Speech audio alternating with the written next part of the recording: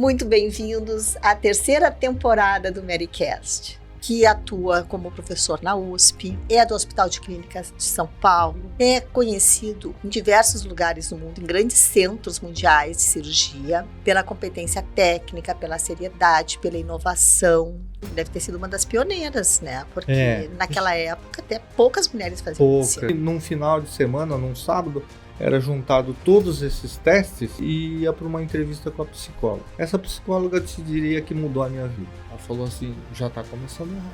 Eu fico arrepiada de escutar, porque assim, é uma vitória, né? Sim. A cultura japonesa é muito um tripé, né? Que é um tripé que se baseia em honra, tradição e hierarquia. Eu entrei num trabalho que um amigo estava desenvolvendo, que era sobre transplantes de ilhota de Langerhans em rato para tratamento de diabetes. Tu conseguiste pegar toda a evolução da cirurgia, né? Era grandes incisões, grandes cirurgiões.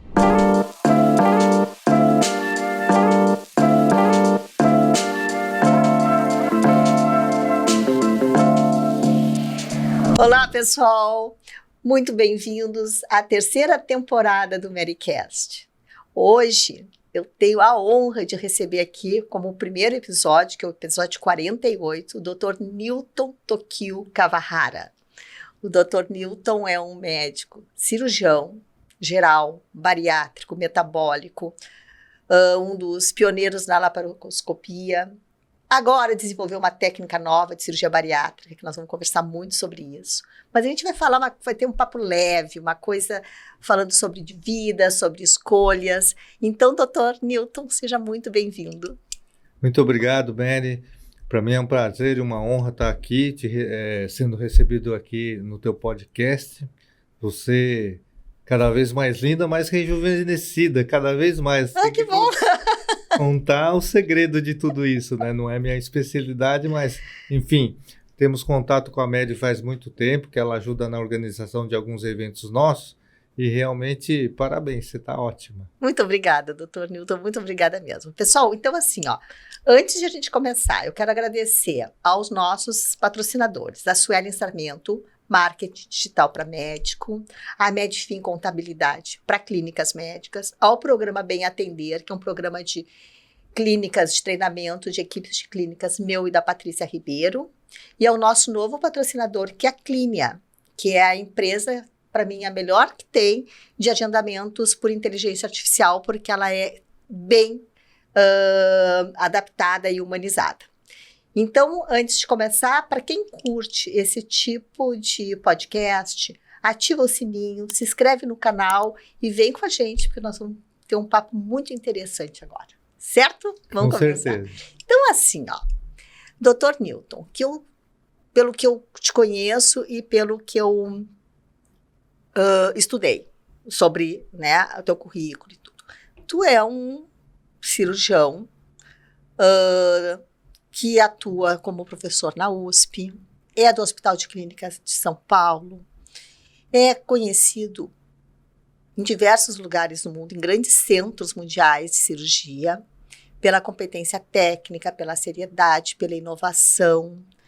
Mas antes desse doutor, que está aqui na minha frente, ele nasceu, né, foi criança, é de origem japonesa, mora em São Paulo. Como é que foi esse teu início de vida e por que tu decidiu fazer medicina? Isso quase ninguém conhece sobre a minha história, né? Mas eu sou descendente de japoneses, né? Kawahara é um nome japonês, sobrenome japonês, que tem o significado Rio do Campo, né? De descendente de origem do meu pai, que chamava-se Sadao Kawahara. A família era descendente da região de Fukuoka, no Japão. Minha mãe já é a segunda geração de japoneses aqui no Brasil, Julieta Yoshida Kawahara. E a família dela é descendente da região de Fukushima, né? Então, muitos dos japoneses vieram na época da Segunda Guerra, né? E o Brasil era um atrativo muito grande por causa da parte de agricultura para eles. E aí, geralmente, a primeira, a segunda geração era focada nesse sentido. Mas dentro da cultura japonesa, né, muito importante é a disciplina e também os estudos. Então, a partir da terceira geração em frente, muitos abandonaram a parte de agricultura e começaram a entrar nas universidades. E eu, teoricamente, eu seria segunda geração, porque o meu pai nasceu no Japão, só que ele veio com 2 anos do Japão para cá. Então, eu seria a segunda geração. Meu pai era bancário, né? Minha mãe dona de casa. E, assim, a grande motivo de inspiração, talvez, com certeza, foi a minha tia, que era irmã do meu pai, que ela era médica, pediatra no interior, lá onde moravam meus avós, que é Lins, no interior de São Paulo, e ela era formada na USP. Ela formou em 1955. Então é bem interessante pensar, refletir, que naquela época mulheres, ainda descendentes de japoneses, fazer medicina na USP, olha, deve ter sido uma grande batalha, né? E deve ter sido uma das pioneiras, né? Porque É, naquela época até poucas mulheres faziam medicina. poucas, exatamente. Era minoria mesmo, acho que talvez 10% da turma, e era uma turma pequena. Naquela época eram 60 formandos, né, por ano. Hoje a USP forma 180 por ano. Então, só que todas as dificuldades, né, inerentes a quem é imigrante, quem é descendente de japoneses, tal, na época em São Paulo, tenho certeza que ela, enfim, teve muita batalha até vencer. E daí, tu estudou na cidade, tu morasse desde o início No interior. no interior de São Paulo. Mas eu morei lá só até os 6 anos. Como meu pai era bancário, tinha que mudar muitas vezes. Sim. Né? Ele era gerente de um banco que não existe mais, de origem japonesa, que era o Banco América do Sul. E início da infância, eu fiquei quase 5 anos em Araçatuba. Eu nasci em Lins, mas Araçatuba fica em torno de 120 quilômetros de Lins, mais para o lado oeste. Eu fiquei até os 5 anos. Quando estava no primeiro ano, com 6 anos, a gente se mudou para Guarulhos. E aí meu pai foi fundar a agência do Banco América do Sul em Guarulhos. E aí eu fui lá, e lá eu cresci até a minha adolescência, até entrar na faculdade. E como é que foi essa história de entrar na medicina? Eu nunca fui um grande assim, aluno estudioso, assim, sabe? Eu dava muito trabalho. Eu venho de uma família de 4 filhos, né? E eu sou o mais velho. Depois tem a minha irmã, 1 ano mais nova. Depois mais um irmão que é 4 anos mais novo e uma irmã mais nova, 8 anos mais nova. Então, assim, eu, na verdade, nunca me destaquei muito nos estudos. Eu gostava era de jogar bola, então, dei trabalho para minha família. Quando que eu ia imaginar que tu ia te tornar médico? Não, pois é. Aí, o que aconteceu? De tanto dar trabalho e tal, teve uma época que, bom, você não pegou com certeza, então existia um vestibulinho para entrar para um colégio, e os colégios melhores na minha época eram os colégios públicos. E na época eu não consegui passar, e eu acabei indo para o interior, onde a minha tia, que é médica, ela em Lins mesmo, trabalhava, e a minha outra tia, irmã dela, era professora de matemática. E lá, tal, eu fiz lá o primeiro ano e eu voltei. Depois de 1 ano, eu adorei, mas a minha cabeça já começou a mudar. As amizades do interior, eu vejo, é diferente. E as minhas amizades, todos eram muito preocupados com o estudo, tudo com o futuro, tá? E eu não tinha essa cabeça. Mas eu voltei para Guarulhos, então eu fiz o primeiro colegial lá em Lins, aí eu voltei, fiz para o segundo colégio em Guarulhos. E a minha mãe já estava preocupada, que estava muito em voga naquela época, fazer colégio técnico. Seria bom fazer um colégio técnico. Então, eu voltei fazendo o segundo colégio do ensino normal, público, estadual, e comecei à noite o primeiro colégio técnico de eletrônica, num colégio particular. Então, ficou assim, de manhã eu fazia o colégio estadual, de noite eu fazia o público técnico, e foi nisso que acabou indo até o final. E aí cheguei no último ano, né, do colégio técnico, e era de eletrônica. E eu estava totalmente focado, eu vou fazer engenharia eletrônica, porque minha mãe, ainda viva, vai fazer 98 anos. Ela falava assim, teus primos são engenheiros, acho que é uma profissão boa, você está fazendo aqui o colégio técnico e tal. Eu falei, eu já estava definido que eu ia fazer o colégio técnico. Gostaria muito, né? Eu não sei se de repente chega esse podcast a ela, eu não lembro o nome da psicóloga, porque que fez a minha entrevista para vocacional. Porque aí apareceu já, era no último ano do colégio técnico, a oportunidade de fazer um teste vocacional. Aí eu falei com a minha mãe, falei, apesar de já saber que eu ia fazer engenharia, eu falei, vou fazer esse teste vocacional. E aí foram, acho que quase um mês de testes, de tudo quanto é jeito. Teste de matemática, português, aí desenho, aí abstração. Eram coisas que você não tinha muita ideia onde ia dar isso aí. Aí num final de semana, num sábado, era juntado todos esses testes e ia para uma entrevista com a psicóloga. Essa psicóloga te diria que mudou a minha vida. Sério? Porque ela chegou, olhou tudo, ela falou assim, eu estou vendo aqui os teus testes, você tem uma inclinação para a área de biológicas. Eu falei para ela, eu sei. E eu já tinha, 17 anos, eu acho. Você já sabe? E dentro da área de biológico tem uma tendência à medicina. Eu falei, eu sei. Ele falou, já sabe também? Eu falei, sei. Mas eu vou fazer... E você vai fazer engenharia? Eu vou fazer engenharia. Aí ela falou assim, mas por que essa tendência? Eu contei, eu tenho uma tia que é médica, desde pequeno as férias a gente passava lá, a minha tia levava para pediatra, passava visita, os sobrinhos, nossa, muitos sobrinhos lá, 10, 12 sobrinhos, para ver lá a Santa Casa, tudo. E 2 desses 30 sobrinhos só que fizeram medicina. Um deles fui eu. E a inspiração era na minha tia.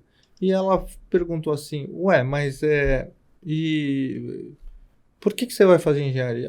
Porque a minha mãe, contei essa história que eu falei. Ela fala que é bom e tal.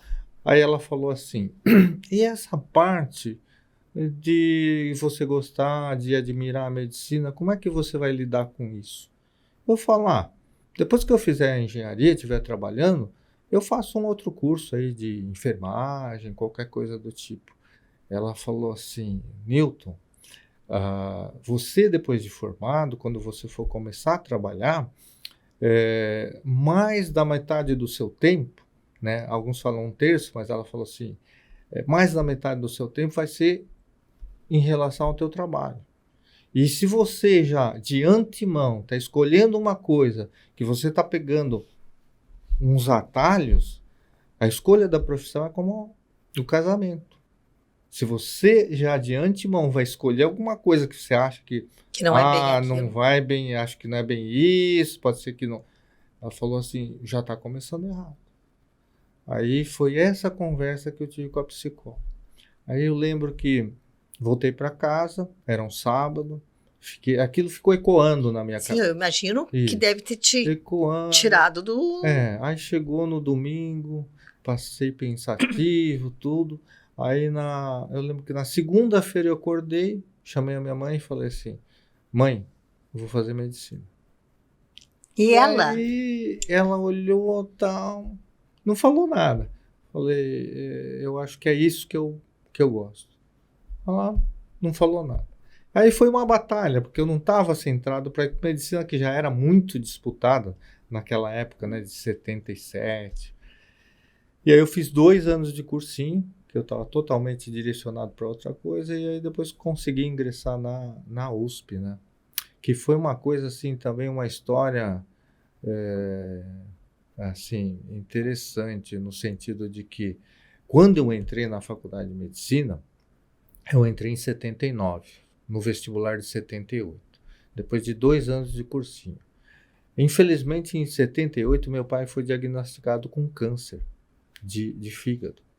E aí a minha tia, que era médica, estava acompanhando, tratamos meu pai em casa. E aí eu fiz, naquele ano eu fiz, no ano anterior eu tinha feito só para a USP, só para a pública. Aí a minha tia veio e me deu uma chamada, falou assim, esse ano você tem que prestar em todas, porque, né, mais um desgosto pro teu pai, não sei o quê, se você não passar. Eu falei, tia, mas eu não tenho condição de pagar a faculdade. Eu pago para você. Aí eu falei, bom, tá bom. E aí eu fiz, eu estava passando. Meu pai já adoecido, já lá para meados de outubro, que teve o diagnóstico. É, e aí, depois que terminou os vestibulares, eu achei que eu fui mal, justamente no da USP, eu achei. E aí eu fui falar com meu pai, né? Falei, já ele estava adoecido, acamado, emagrecido. E aí eu falei, pai, e ele estava acompanhando nos jornais e eu estava passando em tudo que eu tinha prestado. Aí eu prestei 6 faculdades, aí eu passei nas 6. Mas justo na USP eu achei que não tinha passado. Aí eu fui falar com meu pai, que eu sabia que ele não ia me ver mais o ano que vem. E eu era o mais velho. Então eu fui falar para ele, pai, esse ano eu acho que eu não consegui entrar na USP. Abri o meu coração para ele e falei assim, mas o senhor pode ter certeza que esse ano eu vou estudar e o ano que vem eu vou estar lá na USP. Eu juro por tudo que for mais sagrado. Aí ele parou, olhou para mim assim e falou, meu filho, você disse isso ano passado para mim.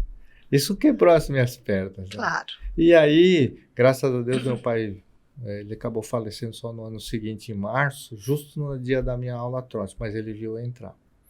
E eu mesmo, nossa, eu subia naquela rampa do cursinho para ver a lista umas 5 vezes, eu não acreditava que tinha entrado, que era meu nome mesmo, que não era um homônimo, mas foi uma felicidade enorme. Eu fico arrepiada de escutar, porque assim, é uma vitória, né? Sim, nossa, aquilo lá, eu te diria que foi a maior alegria da minha vida, ter dado essa alegria para o meu pai.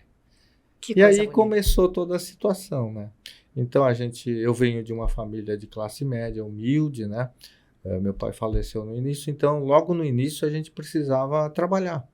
E eu encontrei um outro amigo meu, descendente de japonês, na mesma situação, que não tinha pai. E a gente logo no primeiro ano começou a trabalhar, dava aula particular, fazia tudo quanto é tipo de bico. E a gente passou muito bem os 6 anos, sabe? Muito bem mesmo. A grande maioria, mais de 90% dos alunos eram... E quando tu entrasse na faculdade, tu já viu assim, ó, pelas matérias, pelo que estavam te apresentando, que aquilo ali era o teu chão? Não. Não, porque, assim, a medicina, né, são 3 ciclos durante a fase de graduação, né? O primeiro ciclo é um ciclo básico, depois você tem um ciclo clínico, e depois o último ciclo, cada 2 anos, aí seria o internato, que é dentro do hospital. E o ciclo básico, na verdade, para mim, que eu gostava de muita coisa prática, era uma coisa meio chata, sabe? A parte de teoria só. Eu não ia bem. Eu gostava da atlética. Eu treinava que nem um louco naquela atlética.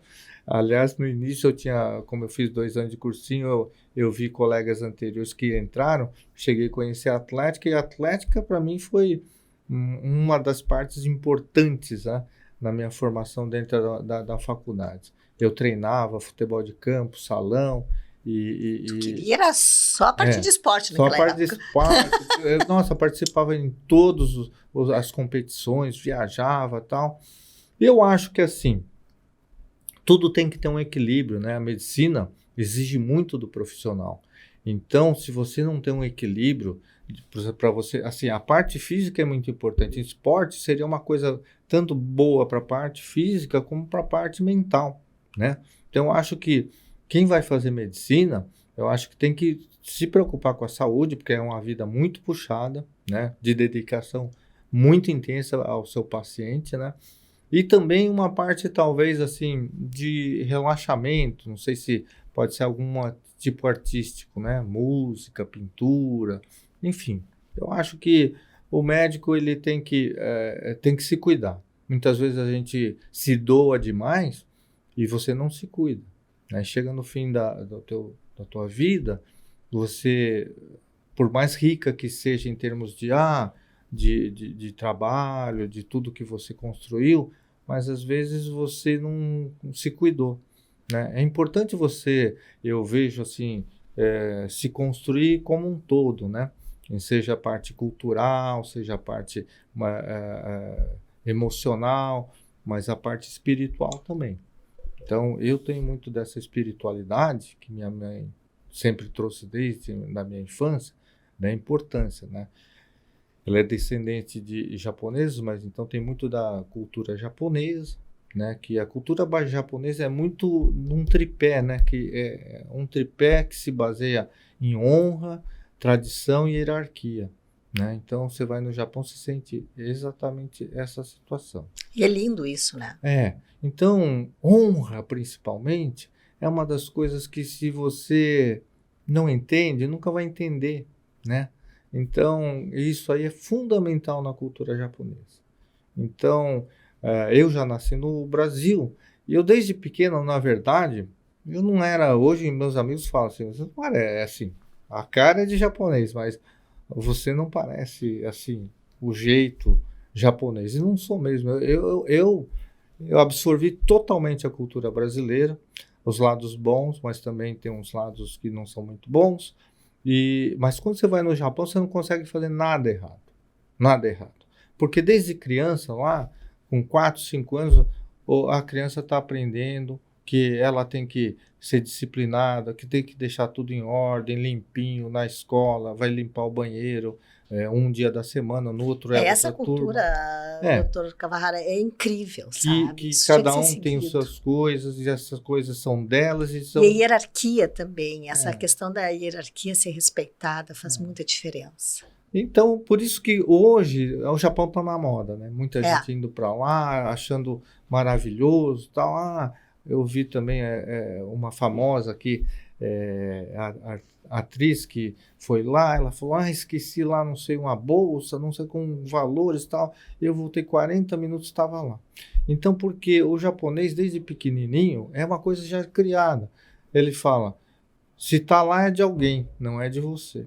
Aí a gente volta para o Brasil, qual que é o mantra? Não te diria, mas o pensamento. Achado não é roubado. Então, é muito triste. Então é triste, né? Mas eu vejo aqui no Sul, né, que eu tenho um carinho muito grande, especialmente para o Sul, mas especialmente aqui para o Rio Grande do Sul, né? Tenho muitos amigos aqui, eu fiz muita preceptoria de cirurgia, mais para frente nós vamos falar dos cursos que nós fizemos aqui, mas eu tenho muito carinho e eu vejo no Sul uma influência de educação um pouco melhor, mais disciplinada, mais rígida do que do resto do país, sabe? Apesar que o gaúcho, né, ele se espalhou por todo o Brasil. Sim, né? já tem por tudo quanto é canto. Mas agora eu queria ver contigo assim, ó, essa história linda de ter entrado na faculdade, de ter terminado. Uhum. E como é que foi a questão de entrar para a parte cirúrgica? E para se tornar professor da USP, também é uma coisa Sim. que muita gente quer, né? É um desafio isso. Como eu te disse, eu sou uma pessoa muito prática, né? Então a cirurgia me atraiu muito, porque era onde você conseguia ver resultados mais rápidos, né? Então, de tratamentos cirúrgicos, né? Então, só que assim, esse envolvimento muito com a parte de esportes, mas também acabou dando muito contato com alguns alunos que já tinham ido para lá ou da ortopedia ou da cirurgia. Eu cada vez mais tinha essa certeza, mas eu acabei me envolvendo mais, foi no 5º e 6º ano. E aí eu entrei num trabalho que um amigo estava desenvolvendo, que era sobre transplantes de ilhota de Langerhans em rato para tratamento de diabetes. E a gente fez, e aí sim eu comecei a gostar cada vez mais. Né? Aí eu prestei para cirurgia, entrei na cirurgia, lá no Hospital das Clínicas da Faculdade de Medicina da USP, e aí depois de 2 anos de cirurgia, a gente fazia 2 anos de cirurgia geral, aí você fazia um exame para ir para alguma especialidade. Eu escolhi continuar na cirurgia geral mesmo. E aí tive a felicidade de ir bem, eu me classifiquei em primeiro lugar. Todo o médico que era em primeiro lugar era convidado para ser preceptor. Ou seja, você tinha que ficar, né, olhando tanto os residentes mais novos como os alunos. E aí, no final desse primeiro ano de preceptor, pela primeira vez lá no Hospital das Clínicas, na cirurgia geral, alguém repetiu, um segundo ano eu fui convidado para ser preceptor de novo. Acho que o professor gostou de mim, me convidou. E está até hoje lá. E aí eu estou até hoje, porque aí no meio do ano, do segundo ano, eu tive que abandonar, porque eu prestei 2 concursos, acabei sendo aprovado para ser professor assistente lá no Hospital Universitário da USP, no campus da USP, e no Hospital das Clínicas.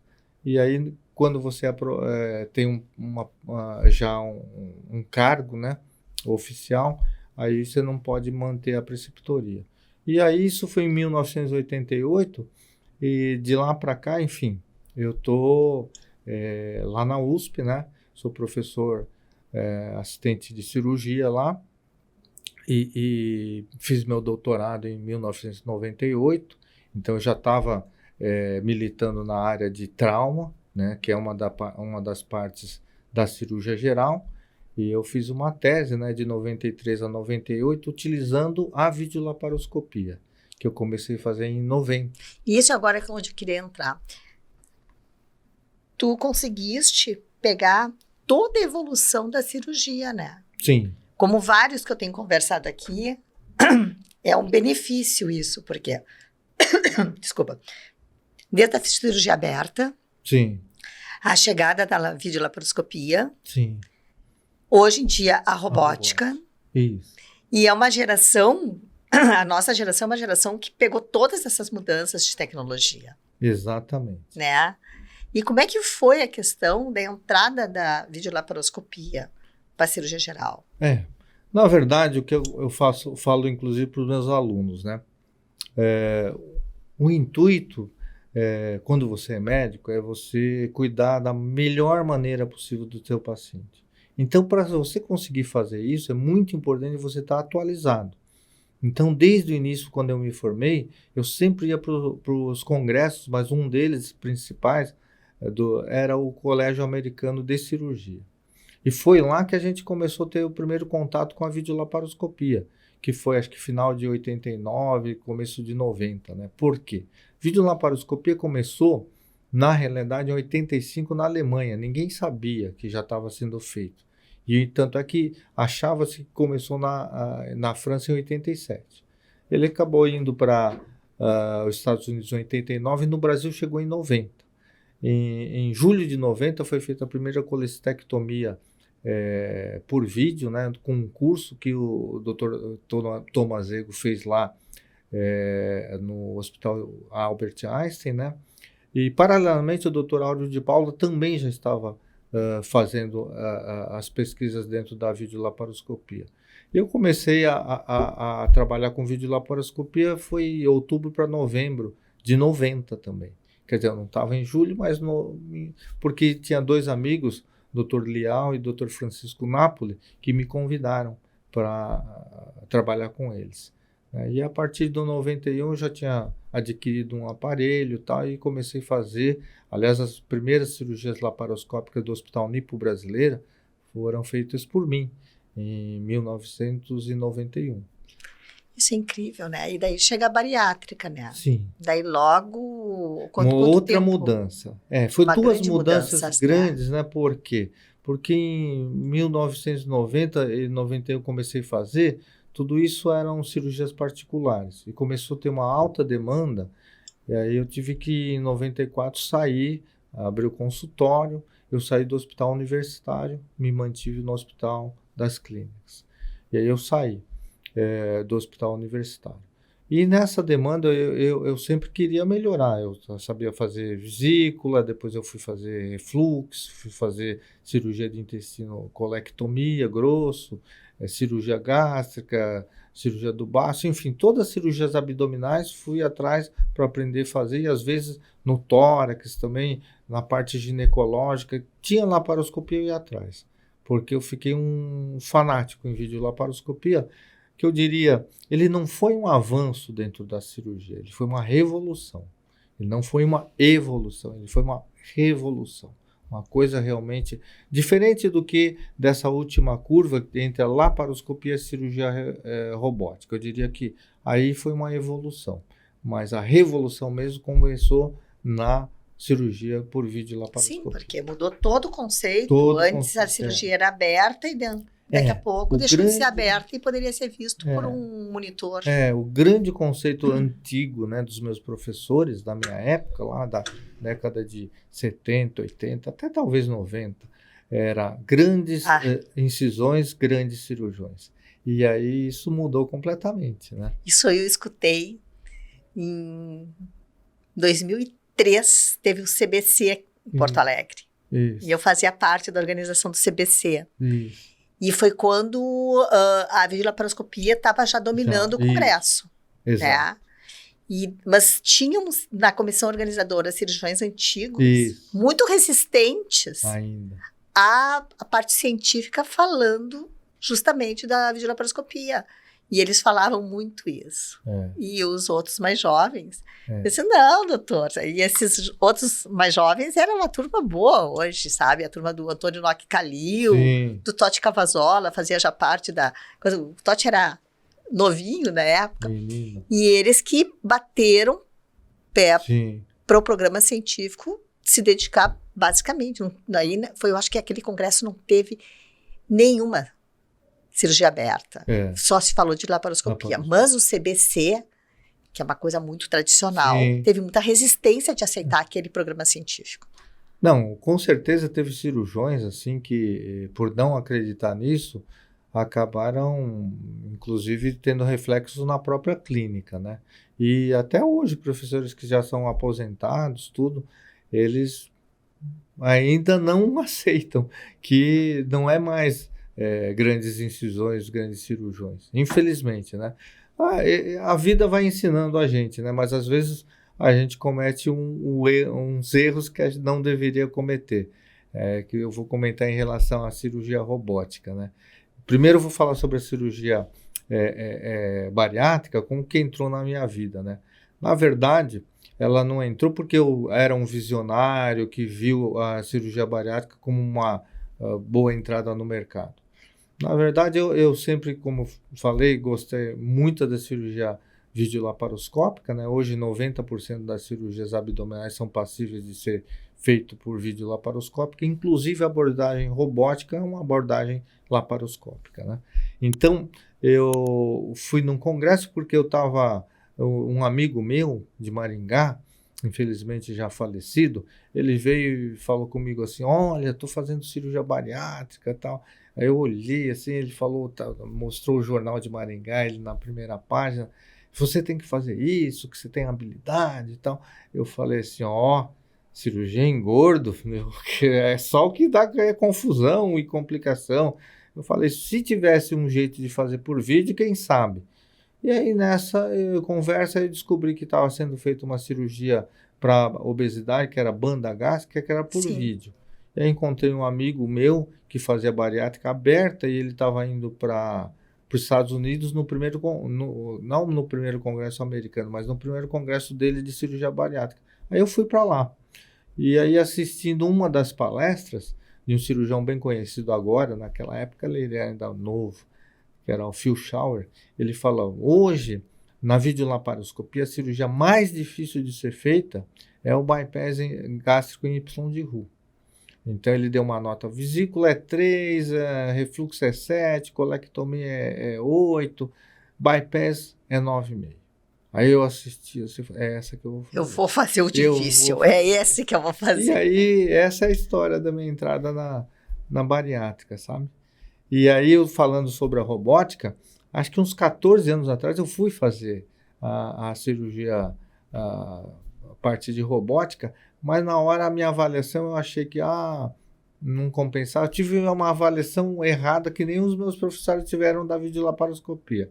Então eu finalizei só agora, depois de 3 tentativas, e em dezembro finalizei a certificação de robótica, né? Então me sinto agora atualizado assim. Agora tu tá completo. Tá completo. Mas me diz uma coisa, sempre eu vejo assim, que tu foi sempre uma pessoa muito curiosa. Sim. Né? Buscando sempre inovação e sem ter medo do difícil, tanto que tu resolveste fazer uma cirurgia que naquela época era considerada uma das mais difíceis que tinha, tá? E essa evolução vem vindo. Agora, recentemente, tá? E isso é uma coisa admirável, e quando a gente conversou sobre isso, eu fiquei encantada, disse, eu tenho que conversar com o Dr. Nilton Kawahara sobre isso. A medicina, muitas vezes, ela demora para ter uma técnica nova. Sim. Né? Porque as técnicas envolvem risco e pesquisa e tudo. E tu desenvolveste agora uma técnica nova de cirurgia bariátrica, que eu fiquei muito interessada em conhecer e que eu gostaria de conversar aqui agora, porque é uma técnica nova que protege o paciente um pouco mais da perda de nutrientes. Exato. Que eu converso com muitos cirurgiões bariátricos. Sim. E pacientes que já foram operados, e eles têm que passar a vida inteira repondo vitaminas, né?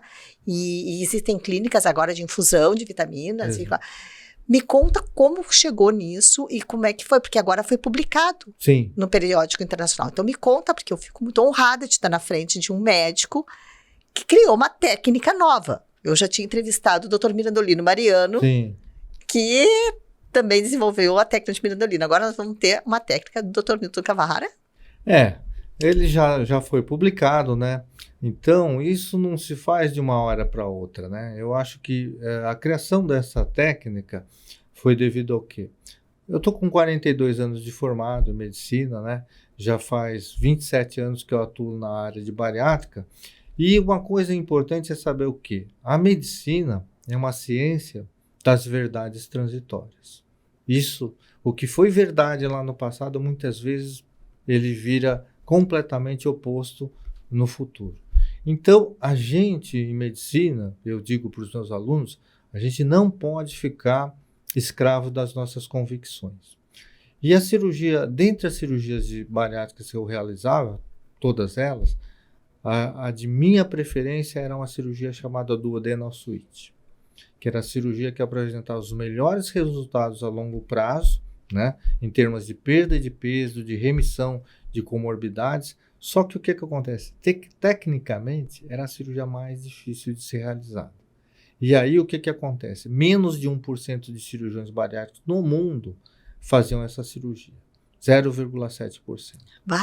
E aí, fui estudar a fundo essa cirurgia, que eu vi, os resultados eram excepcionais, principalmente para paciente muito obeso, chamado superobeso, com índice de massa corpórea acima de 50, né?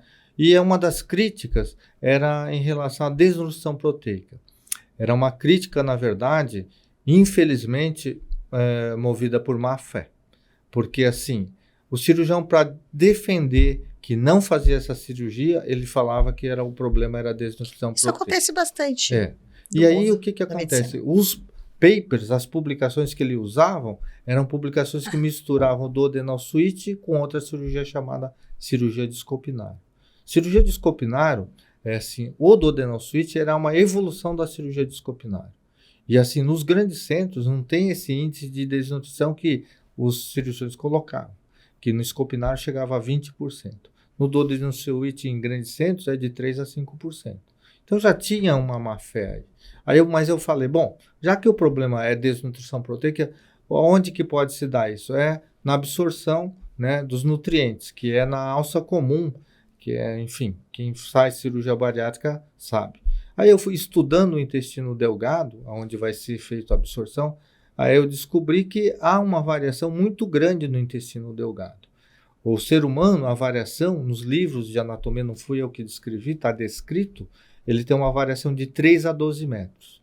E aí, desde 2010, comecei a contar o tamanho do intestino delgado. Via uma variação de 4 a 10 metros na minha contagem, né?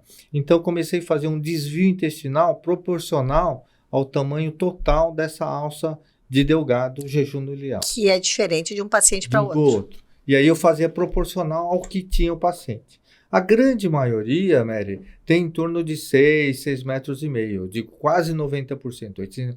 Mas qual é o índice de complicação que eu falei para você? Menos de 10%, 5 a 8%, que pode ter problemas ou de desnutrição ou de não perder peso suficiente, eles estão nos extremos. É exatamente os extremos. Então, como a gente quer abranger tudo, eu comecei a contar e eu fiz a proporcionalidade do desvio.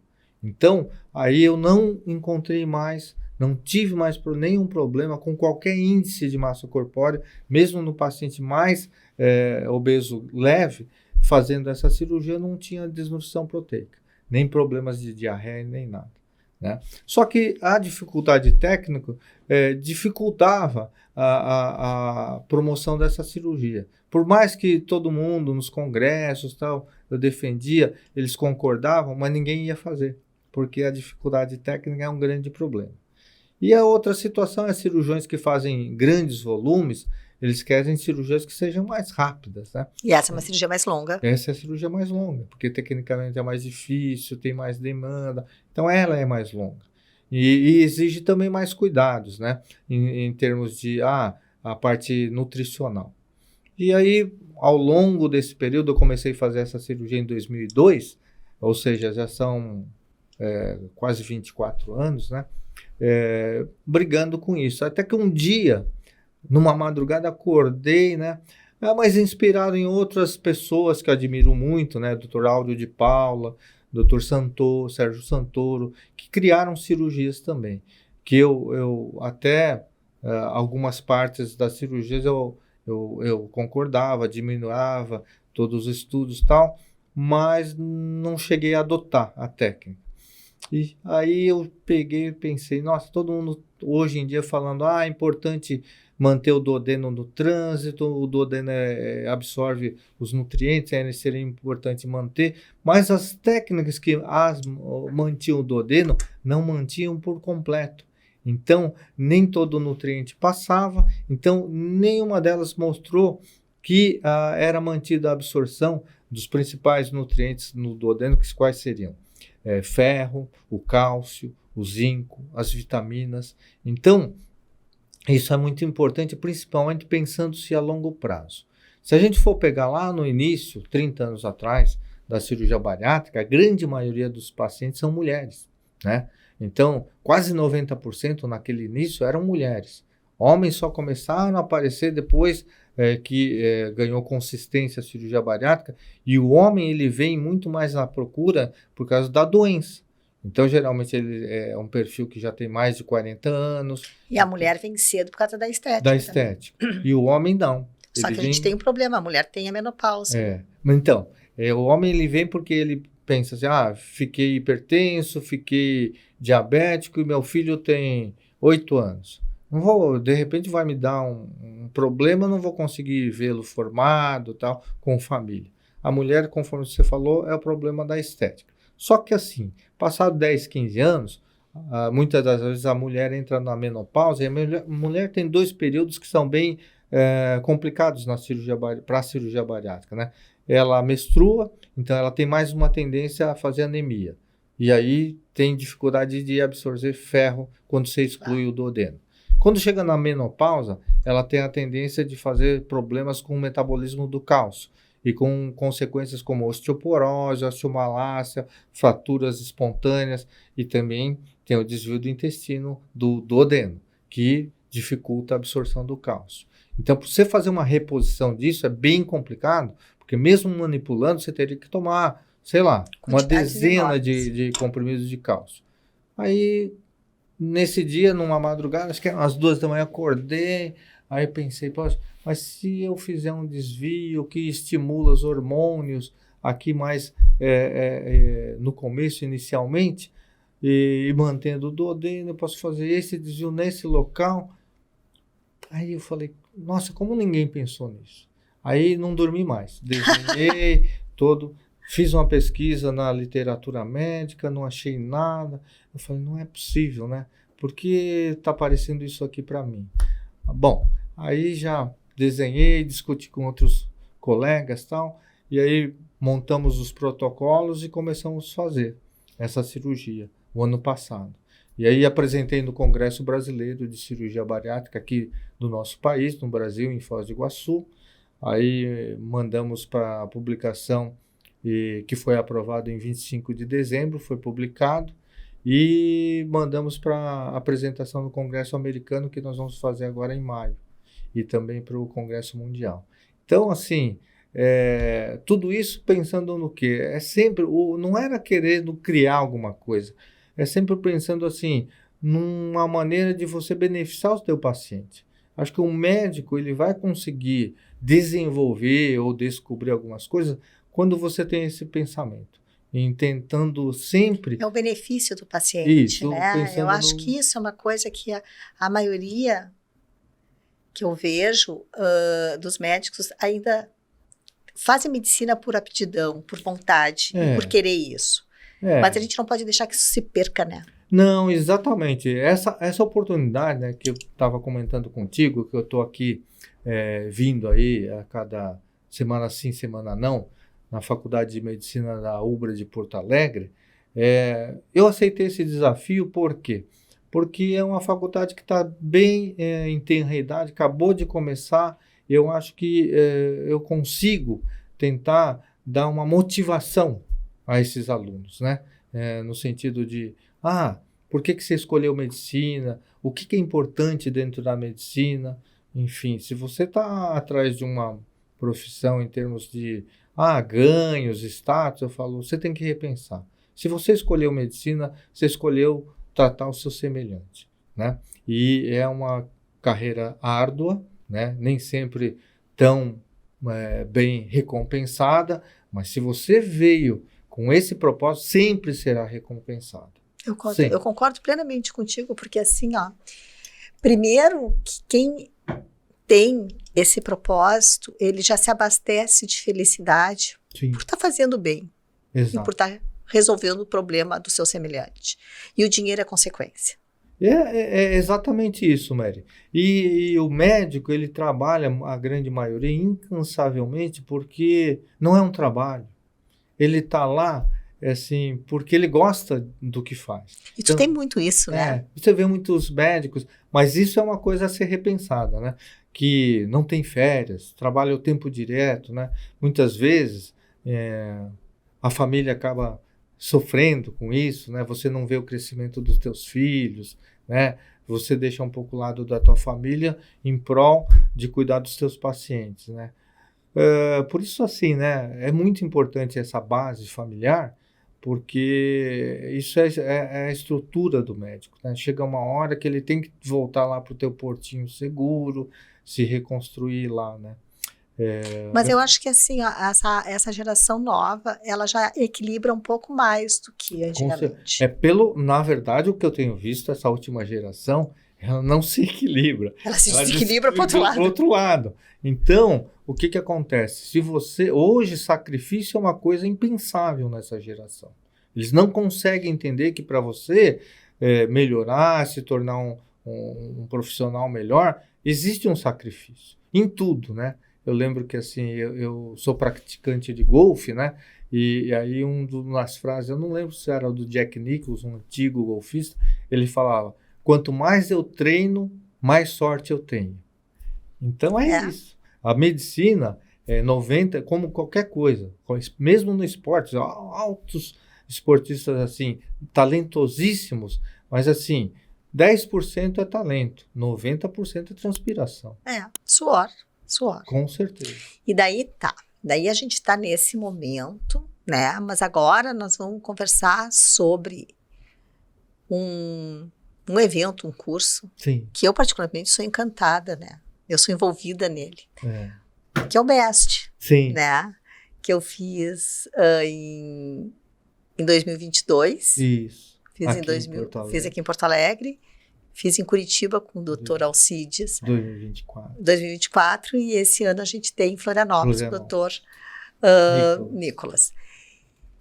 E esse evento é um evento teu, criação tua, né? Cria do Dr. Newton Kawahara.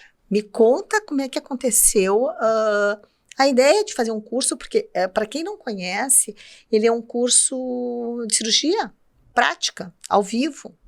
E é um grande diferencial, porque é onde os cirurgiões eles estão ali naquele momento, aprendendo e discutindo ao vivo com uma equipe que está dentro de um bloco cirúrgico, fazendo determinadas técnicas. E eu acho isso incrível. Sim.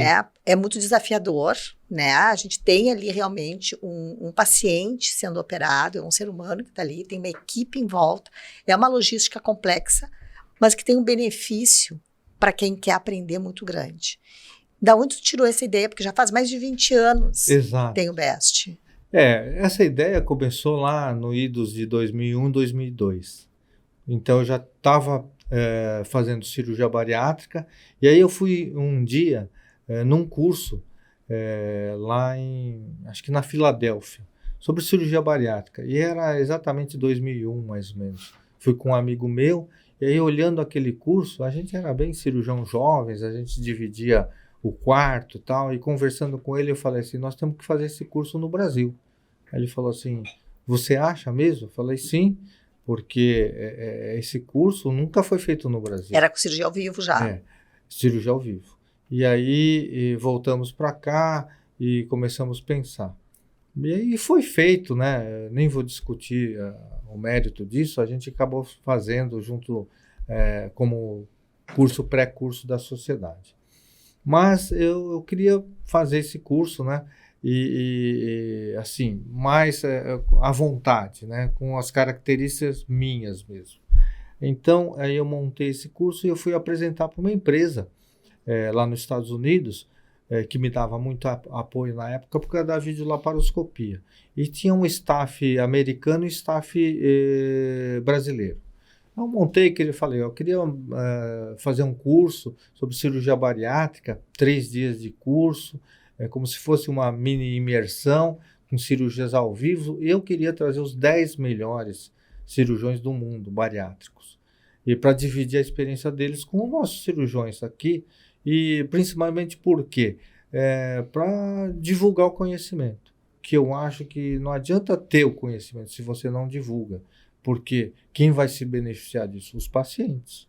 Eles adoraram a ideia, e aí um deles, do staff americano, ele perguntou, ele era brasileiro, mas ele atuava no staff americano, tá? Há mais de 15 anos lá nos Estados Unidos. Ele falou, qual o nome do curso, Kawahara? Eu falei, qualquer nome, primeiro Simpósio Internacional de Cirurgia Bariátrica, por vídeo. Aí ele fez uma cara assim que eu falei, você não gostou do nome? Ele falou, não, eu sou diretor de marketing dessa empresa, que era enorme, é enorme, para a América Latina. E esse é meu métier. Então, todo projeto inicial, o nome é importante. Por quê? Porque se teu projeto for sucesso, o nome virá uma marca. Isso era uma quinta-feira à noite, acho que era Chicago. E aí, na sexta, eu estava voltando para o Brasil, fiquei pensando, nossa, ele é diretor de marketing para essa empresa multinacional. Ele enorme. tem que saber. Ele para a América Latina. Aí eu fiquei pensando meio alto no voo, assim, falei, não, eu quero fazer um curso bom, muito bom, o melhor, o the best. Aí quando veio best, eu pensei, B é bariátrica. Aí ES, conforme conversamos, você comecei a fazer cirurgia videolaparoscópica em 90, e a partir de então comecei a frequentar um curso a cada 2 anos de cirurgia bariátrica, um congresso, na verdade, mundial de cirurgia bariátrica. Qual que era o nome do congresso? World Endoscopic Surgery Congress. O endoscópico. Endoscopic Surgery, que era exatamente laparoscopia. Então, Bariatric Endoscopic Surgery. E no voo, na verdade, o T me veio à cabeça só a palavra technique. Mas isso me deixou desconfortável. Nós estamos falando em 2002. Aí eu cheguei em casa, em São Paulo, fui lá na biblioteca e tal, tinha dicionário naquela época, eu fui na letra T, inglês-português. Achei trends, que é tendência. Então aí eu entendi que Bariatric Endoscopic Surgery Trends, ele é uma coisa aberta. Enquanto Bariatric Endoscopic Surgery Technique, é assim, 1 ano você fala, 2 anos você fala, é fechado. E aí não deu outra, né? Depois de, obviamente, o primeiro curso foi um tremendo sucesso em Foz do Iguaçu, e aí, a partir de então, depois do 2º ano, 3º ano, aí depois do 3º ano começou a surgir outros cursos com a mesma característica, certo? Tivemos muito, enfim, situações contra tal, mas depois que viram que não dava jeito, começaram a fazer também. Só que por que o meu persistiu? Nós estamos indo aí para daqui a pouco 25 anos, é o nome. todo mundo já perguntava, ano que vem o Best vai ser onde? Sim, porque o Best se tornou uma grife, uma marca que, né? Conforme que a gente, que a pessoa do marketing falou. Ele virou uma grife de alta qualidade de ensino. Isso. E a gente vê nesse evento a quantidade de médicos que participam, justamente porque são técnicas avançadas mesmo. A gente vê uma oportunidade de plateia discutir com cirurgiões ao vivo por que ele fez isso ou aquilo. Isso deve ser muito, muito, muito gostoso para quem está na plateia. Sim. Olhar a parte prática e não só a palestra, a teoria. Te digo mais até, hoje o Best, né, ele alcançou um nível, né, não técnico científico só, mas ele se tornou uma família, né? Eu te diria, a maioria de quem frequenta o Best são cirurgiões altamente assim, conceituados, que poderia subir lá no púlpito e fazer qualquer discussão ou dar uma aula, mas eles estão lá.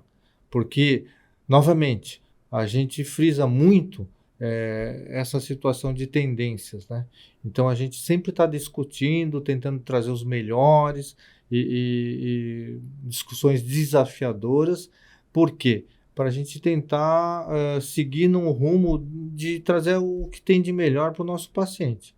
Então, esse é o significado do Best, né? A gente tentar sempre trazer o que tem de melhor em termos de tecnologia, de tendência, para que quem frequenta... E agora que a gente vai ter essa edição, dia 11 e 12 de junho, em Florianópolis, a gente vai enxergar coisas novas, além, por exemplo, essa tua técnica tu deve apresentar, né? Não, vai ter um módulo só sobre isso, né? Porque uma cirurgia, conforme eu disse, a gente não desviando do duodeno, a gente preserva a absorção de ferro, de cálcio, de zinco, das vitaminas.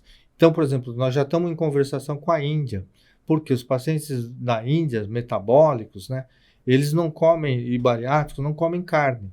Então, já é uma dificuldade maior para manter alguns nutrientes, principalmente se você excluir o duodeno. Então, é uma cirurgia que casa muito bem, tanto com esses pacientes como pacientes aqui do SUS, né? Os protocolos estão sendo colocados em alguns hospitais do SUS, tá? Porque são pacientes que têm mais dificuldade de suplementar esses nutrientes, né? Até pelo custo. Pelo custo, tudo mais. E muitas vezes o paciente bariátrico em si é um paciente um pouco mais difícil de se lidar, porque menos de 20% fazem o segmento adequado. A maioria, ele está satisfeito com a parte de perda de peso e acha que isso é o suficiente, mas não é. Então, a longo prazo, se você não se cuidar, lá na frente tem um preço, né?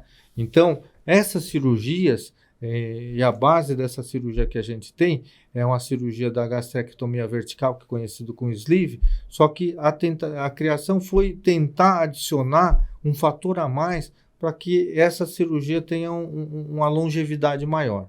Porque a gente sabe que, em torno de 25% a 35% acaba reganhando peso. E ela pode ter reintervenção? Pode, mas o que acontece? Quando você faz essa bipartição no jejum, o que acontece?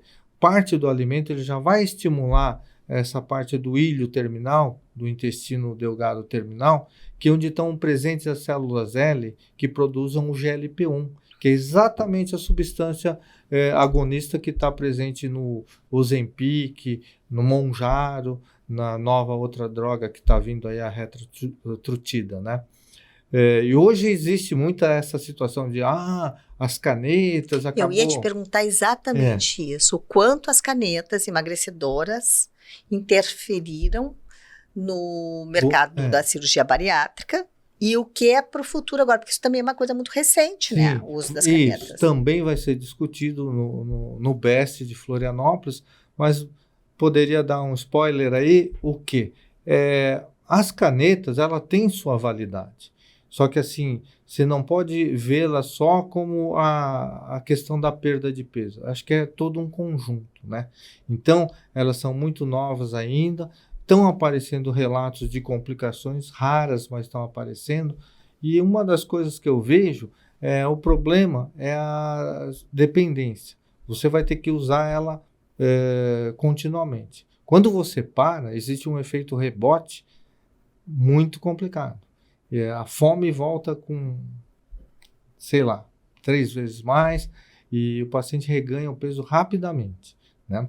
Então, tem o problema do custo, né? Tem o problema de manter a longo prazo, o resto da vida, e por isso outras medicações estão sendo realizadas para substituir. Então, o que era o Ozempic, hoje é o Mounjaro. Hoje é o Mounjaro, no futuro, essa empresa já foi mais esperta, é o Retatrutida, né? Mas é da mesma empresa do Mounjaro, então isso aí eles já se preveniram, diferentemente da empresa do Ozempic, né? Que teve uma baixa brutal, né, nas ações dela. Mas eu acho que assim, a cirurgia continua sendo uma opção. Eu acredito que daqui mais um ano não vai voltar 100% das cirurgias. Mas eu acredito que 30% a 50% voltem, porque não é todo mundo que aguenta ficar tomando essa medicação o resto da vida, não só pelos custos, mas alguns pacientes, eu não sei se existe algum estudo mostrando, eles perdem um pouco a motivação, o vício, né? Isso é entendido porque, queira ou não queira, a alimentação sempre fez parte da vida social das pessoas. E aí eu muitas vezes já num evento social com pessoas que estavam tomando Mounjaro, eles estavam aquele efeito lá de você fazer o selfie, tô magrinho e tal, mas chega na hora lá, na hora de comer, ele não tem vontade de comer. Ele tem náusea, tem nojo da comida e vai uma vez, ele vai, daqui a pouco ele vai, por que eu vou lá? Tá todo mundo lá se divertindo e eu tô assim. E então, algumas coisas vão começar a aparecer. Vão aparecer com o tempo, justamente porque, né, a medicina são, verdades transitórias. E agora, eu não sei se é verdade, mas aquela notícia que o Trump está liberando sobre um preço bem maior, aí nós vamos ter realmente a visão necessária. Sim, porque daí a gente vai ter um universo grande para poder ver a avaliação de uma pesquisa mais robusta, né? Porque, queira ou não queira, a humanidade é isso. Você está correndo sempre atrás da felicidade. Não é do shape. Sabe? O shape pode trazer a felicidade temporariamente. Só que, assim, o que a gente de convívio social não é essa questão, né? Então, eu acho que tem muito ainda a se descobrir. A cirurgia, a vantagem é que ela vai fazer a liberação do GLP-1, né, que é um hormônio sacetógeno, é uma incretina que ajuda a liberar insulina, que acaba tratando o diabético. Ele faz isso conforme o paciente se alimenta. Então, ele não fica com aquele pico o tempo inteiro da medicação. Isso é incrível. Né? Então, eu acho que isso aí, eu não acho que descobrir aí, sei lá, uma coisa, um prêmio Nobel, mas eu acho que vai ajudar no entendimento e na evolução da cirurgia bariátrica e metabólica. Tá de parabéns. Coisa boa a gente saber que tem médicos que fazem essa medicina evoluir, né? Eu fico contente se realmente conseguir colaborar com isso, né? Tem outras publicações que eu já fiz também sobre, por exemplo, às vezes tem paciente que tem refluxo, mas um refluxo muito grande depois do bypass, não do sleeve. E aí em 2012 eu publiquei uma técnica que trata isso, sabe? Então, não foi muito divulgada aqui no Brasil, mas lá fora teve várias publicações citando tudo. Então, assim, a gente sempre está atrás de alguma coisa, né? Sim, e tu viajas muito também. O BEST já teve em quais cidades no mundo? Já teve muitas, né? Aqui no Brasil, nós começamos em 2004 em Foz do Iguaçu. 2005 fizemos em São Paulo, 2006 fiz no Rio de Janeiro, 2007 fizemos o primeiro aqui em Porto Alegre, 2008 Salvador, e em 2009 iríamos fazer em Florianópolis. Mas aí teve o H1N1 em 2009. E a estrutura também da parte de bariátrica não estava tão afeita em Florianópolis, aí eu acabei fazendo em Foz do Iguaçu novamente, 2009. E aí, entre os convidados, como eu falei, lá em 2004 tínhamos 10 convidados estrangeiros, e em 2009 a gente já tinha quase 30 convidados estrangeiros. fazendo parte do faculty, né, dos professores. E aí um deles se encantou, Dr. Carlos Vaz, com todos que frequentavam o BEST, ele falou, esse é o melhor curso de cirurgia bariátrica Todos dizem isso. do mundo. E vou te dizer, não é porque eu criei, mas assim, é devido às pessoas que fazem parte do curso. A gente traz todo mundo que é muito engajado em relação ao tratamento do paciente. Então, disso faz o curso realmente a grandeza do curso. Ele se encantou, falou, ano que vem você não quer fazer lá no meu hospital? Hospital da Luz naquela época, em Lisboa. E aí em 2010 eu fiz em Lisboa, em Portugal. Aí veio o convite um atrás do outro. 2011 eu fiz no Monte Sinai, lá em Nova York. 2012 eu fiz em Guadalajara, no México. 2013 eu fiz em Bruges, na Bélgica. 2014 eu fiz em Maracaibo, na Venezuela, já no meio daquela crise toda, né? E foi um dos cursos, apesar de ser mais enxuto e tal, que me deu eu gostei muito de ter feito lá, porque os médicos da Venezuela passavam por um momento muito difícil, eles me fizeram uma homenagem lá, dizendo que aquilo lá sempre é na primeira semana de dezembro, então ele falou que foi um presente de Natal para eles, porque eles não tinham condição de sair e tal, então... Já estava em todo o processo de ditadura. Exato. E faltando de tudo, né? Estava naquela coisa. Só concordei fazer porque fui para um hospital que era... um hospital não, um hospital também, mas um hotel de rede internacional que tinha todas as seguranças para fazer lá. Em 2015 foi o primeiro ano que eu fiz 2 BESTs, né? Um no primeiro semestre e um no segundo semestre. O primeiro semestre nós fizemos no Kuwait, lá no Oriente Médio. Nossa, que foi uma coisa impressionante também, a riqueza, né, que é aquela... Outro mundo, né? Venezuela para o Kuwait. O Kuwait. E aí, no fim de 2015, em dezembro, a gente fez em Madrid, na Espanha. Em 2016 fiz em Nápoles, na Itália. Em 2017 voltei a fazer em Portugal. Em 2018 eu fiz de novo 2 BESTs. Um no primeiro semestre, eu falava Pune, mas descobri agora que fala Pune, na Índia. É a terra do Osho, aquele guru lá. Então, fiz lá e isso foi em 18. E na Bélgica em dezembro. Isso em 18. Aí em 19 a gente voltou a fazer em Nova York, no Hospital Lenox Hill. Nossa, foi um BEST incrível lá, sabe? Nova York, porque eu já tinha feito em Nova York, mas Lenox Hill é o maior poderio de saúde lá de Manhattan, sabe? E fizeram um tremendo evento. Aí em 19, olha que interessante, os cirurgiões brasileiros já estavam pedindo para fazer o BEST de novo aqui no Brasil, porque já faziam 10 anos que eu não fazia, só fazia fora. Aí eu planejei fazer, né, em 2019, fazer em 2020 no Brasil. Mas daí chegou a nossa maldita pandemia. Chegou a pandemia. E o que aconteceu? Eu fiz. Por quê? Em 19 eu tinha marcado do dia 5 a 7 de março de 2020. E conseguiu fazer um pouquinho. Fiz o último curso, diria, não sei se do mundo, mas assim, onde reuniam pessoas, né, presencialmente. Por quê? 7 quando terminava o curso, era sábado. 8 era domingo. Dia 9, se você for puxar as notícias... Foi quando fechou tudo. Dia 9, fechou tudo. 9 de março, fechou tudo. Né? Tanto é que eu ia naquele ano fazer 2. O segundo a gente fez online, que era em Montpellier. Mas esse meu amigo de Montpellier, lá da universidade, ele é o Davi Noká, ele falou, eu quero o meu presencial. Aí em 2021, a gente fez no segundo semestre lá presencialmente em Montpellier.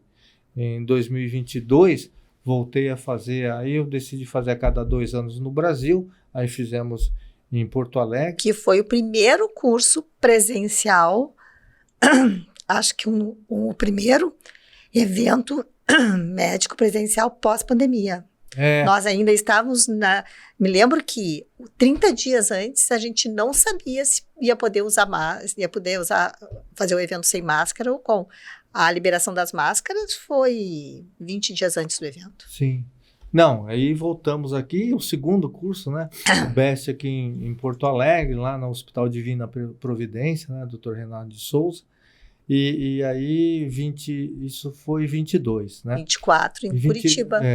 24 fizemos em Curitiba, 22 no final do ano eu fiz em Tijuana, que na época era considerado no México, né, a capital da cirurgia bariátrica do mundo. Por quê? Operava-se muita cirurgia bariátrica e 100% dos pacientes eram americanos, porque Tijuana fica bem na fronteira com San Diego. E mais barato. Muito, 1/3 do preço. Claro. Então, eles tinham um movimento muito grande. Nós vamos repetir esse ano de 2026, né? Nós estamos fazendo aqui em Floripa agora em junho, mas no fim do ano vai ser de novo em Tijuana, né? Então, 22, aí 23 a gente fez em 23, acho que foi Barcelona, 24 a gente fez em Curitiba, 25 eu fiz em Barranquilha. E teve Manaus. E teve Manaus, que foi 20. Que incrível, né? Não para quieto também, né? A gente é inquieto mesmo, sabe? A gente sempre está pensando em outras coisas e tal. E meu filho mais velho, né, o Lucas, ele formou faz 2 anos, né? Eu tento passar alguma coisa dessas experiências aí de vida da gente para ver se, enfim, ele tira alguma coisa de bom. Então, assim, para a gente ir se encaminhando para terminar esse nosso bate-papo, o que tu diria como médico, como pai, como professor, para esses médicos jovens que estão entrando na medicina agora? Bom, primeiro é essa situação de você sempre se dedicar ao máximo a essa profissão, lembrando que no final da outra ponta está o que você tem como objetivo, tratar o teu paciente. Então, isso. Você pensa sempre que você estiver tratando o teu paciente como se você estivesse tratando um teu familiar, quer seja um filho, um pai, uma mãe. Eu acho que isso aí sempre você tem que ter na tua consciência. Como médico, né, tem aquela frase célebre, você trata quando possível, alivia também quando der, mas você tem que consolar sempre. Ou seja, o médico ele nunca pode tirar as esperanças do paciente. O médico, ele antes de tudo, ele é a pessoa que o paciente acreditou e deu a sua vida a ele, a responsabilidade. Então você tem que ter consciência disso, né? A gente tem que saber o limite até onde se envolver, porque também o médico que se envolve demais, ele se perde. Mas ele não pode ser aquele cara frio dos números e das porcentagens. Acho que isso dentro da profissão médico, isso é muito importante, né? Então, correr sempre de ser um profissional melhor, sempre se atualizando para tentar dar o que tem de melhor para o teu paciente. Você fazendo isso, automaticamente, você vai perseguindo a perfeição, nunca a gente vai conseguir ser perfeito. Alguém vai ser melhor que você, mas você vai estar entre os melhores. E só estar entre os melhores, isso já é uma grande coisa. Então, acho que isso aí é uma das coisas que eu acho. E o dinheiro vai vir como consequência disso tudo. Eu acho que, assim, eu vejo dos jovens, alguns, falando, inclusive, sobre a remuneração e tudo mais. Olha, a perspectiva, se você está pensando em fazer medicina sob perspectiva profissional de retorno financeiro, acho que você tem que rever isso aí. Hoje, existe uma tendência, já se formam mais de 50 mil médicos por ano, tem uma tendência indo para 60 mil médicos, né? E você tem poucas residências, né? Menos de 20 mil, tem 16 mil e poucas vagas de residência. Então, assim, o mercado cada vez vai se afunilar. Mas se você for um bom profissional, você vai ter um mercado bom. Eu tenho certeza disso. A preocupação nós, médicos mais antigos agora, acima de 60, 65 anos, é saber qual profissional que vai cuidar da gente. Porque a gente tem uma grande preocupação com essa geração que não entende a palavra, como eu disse, sacrifício, em se tornar melhor, né? Mas, felizmente, a gente vê que tem uma porcentagemzinha ainda se mantendo. Tem uma turma boa aí. Tem uma turma boa. Tem uma turma boa. Tem uma turma que dá para a gente se orgulhar. Isso a gente mantém esperança nisso. Essa é a batalha toda. Sim. Eu quero te agradecer muito, tá? Por esse momento, por tu estares aqui em Porto Alegre para a gente conversar sobre a tua vida, sobre todo esse desenvolvimento de carreira, te dar os parabéns pelo médico que tu é, pelo ser humano que tu é, tá? Muito obrigado. Por eu te considerar um amigo, uma pessoa que eu gosto muito, Com tá? certeza. E te convidar para outras vezes vir aqui. Quando quiser, Mary. Tá. Aqui, adorei a entrevista contigo, né? Eu acho que é um local muito agradável, uma conversa bem fluida, né? Mas Esse eu é o acho eu acho que isso é muito importante, né? Divulgar o conhecimento. E outra última mensagem, eu acho que em qualquer profissão, a gente nunca deve desistir dos nossos sonhos, né? Eu acho que isso é um dos primeiro motor que move você, né? Eu acho que assim, cada um tem seus sonhos, mas sonhe alto, que vale a pena. Vale a pena. E eu tenho, eu estou começando agora a 3ª temporada do Medicast, e ele sempre teve esse propósito. Eu escuto histórias tão bonitas de médicos, Sim. amigos, clientes, enfim, que há 2 anos atrás eu resolvi, sabe de uma coisa? Eu acho que eu tenho que contar essas histórias para as outras pessoas. Exato. Porque as pessoas não ficam sabendo o contexto todo daquele médico, os pacientes, os colegas. Então, assim, quanto tu enriqueceu o Medicast trazendo a tua história lá de trás, sabe? Então, isso é uma coisa que eu tenho, assim, muita gratidão por todo mundo que vem aqui e, mais uma vez, muito obrigada por estar aqui comigo. Eu que agradeço, Mary. Espero que possa servir de inspiração para alguns, né? Eu tenho certeza. Que estão vindo aí atrás. Muito obrigado. Eu que te agradeço, muito obrigada mesmo. Então, pessoal, nós estamos terminando mais um episódio do Medicast. Esse episódio foi o número 48, primeiro da 3ª temporada, com o Dr. Newton Kawahara. E eu espero muito que vocês tenham gostado. Então, assim, se gosta de história, que fale a verdade sobre a carreira médica, que envolva todo esse mundo da medicina, te inscreve no canal, aciona o sininho e vamos continuar essas conversas por aqui. Eu quero agradecer também muito nossos apoiadores, que é a Suelen Sarmento, a Medfin, o programa Bem Atender e agora a Clínia, que é de inteligência artificial. Muito obrigada e até a próxima.